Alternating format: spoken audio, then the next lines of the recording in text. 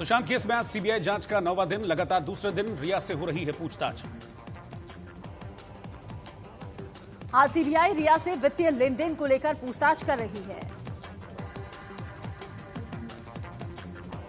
खबरों के मुताबिक सीबीआई रिया के जवाबों से संतुष्ट नहीं है। कल रिया से 10 घंटे तक सुशांत से रिश्तों को लेकर पूछताछ की गई थी।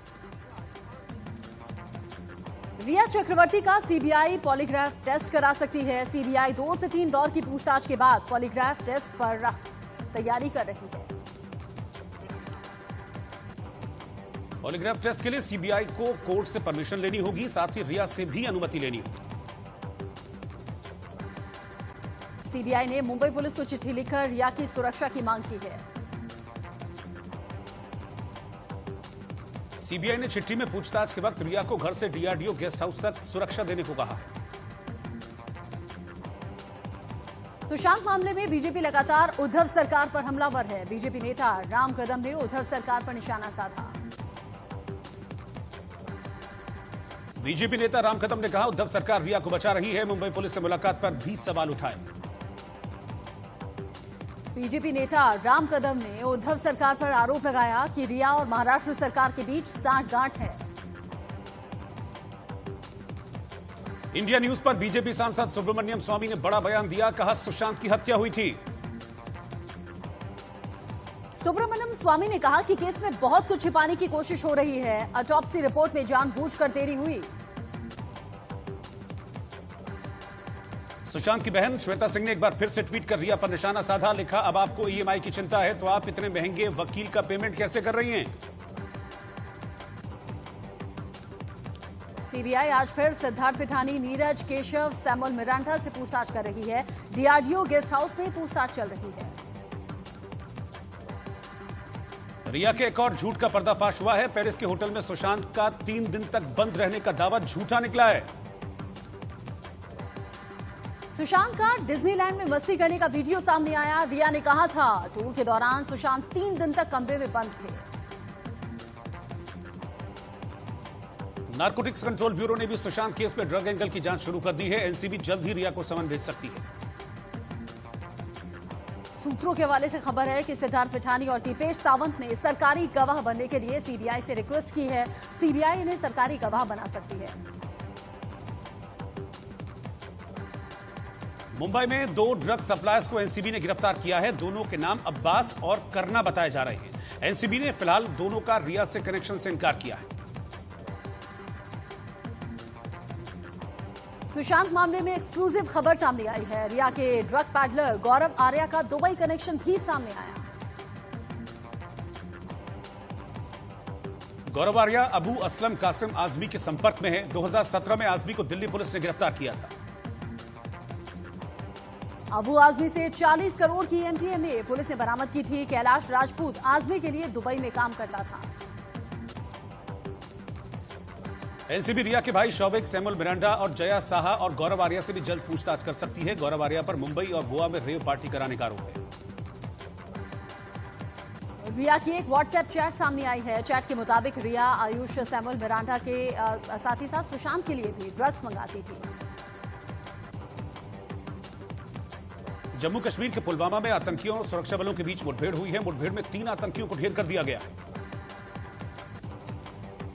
एनकाउंटर में एक जवान भी शहीद हुआ। इलाके में सर्च ऑपरेशन जारी है। 24 घंटे में दूसरी बार ये एनकाउंटर हुआ है।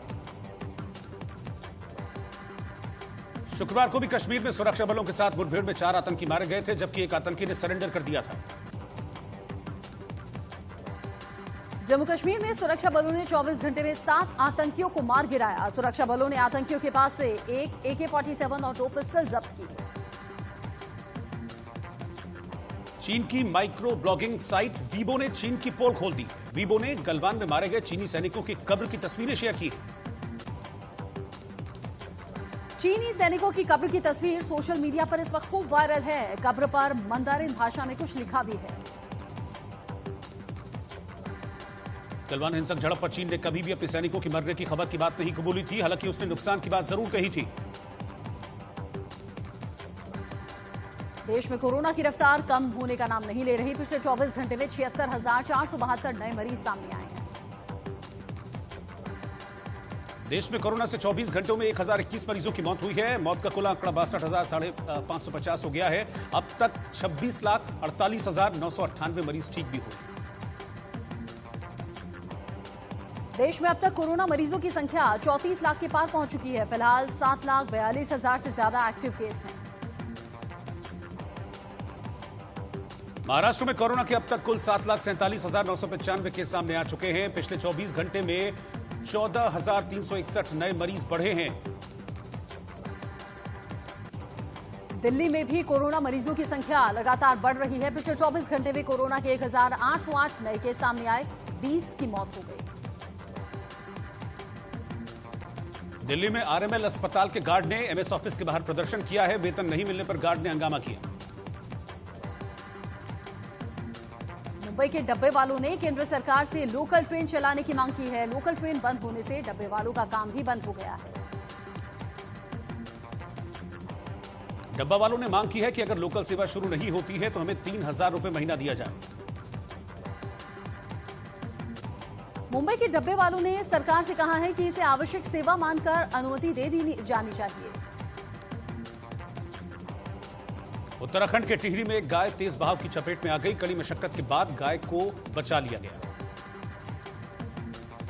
मध्य प्रदेश के छिंदवाड़ा में डैम के बीच में झाड़ में फंसे एक युवक का रेस्क्यू किया गया। हेलीकॉप्टर की मदद से युवक को बचाया गया।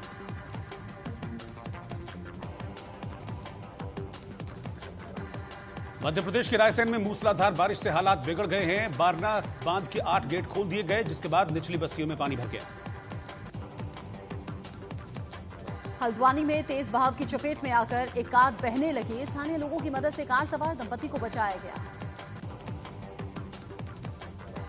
दुनिया भर में कोरोना से अब तक 2,47,00,000 से ज्यादा लोग संक्रमित हो चुके हैं। 8,38,000 से ज्यादा लोगों की जान गई है।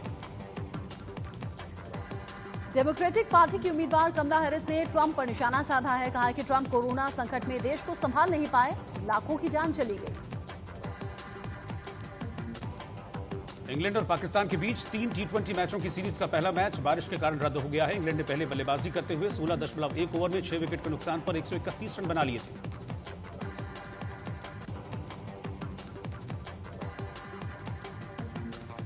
IPL team Chennai super Kings के खिलाड़ी और 12 स्टाफ मेंबर्स को कोरोना हो गया है। टीम का 7 दिन का क्वारंटीन बढ़ा दिया गया है। आईपीएल शुरू होने से पहले चेन्नई सुपर किंग्स को बड़ा झटका लगा। सुरेश रैना निजी कारणों के चलते भारत लौट आए, आईपीएल में हिस्सा नहीं लेंगे।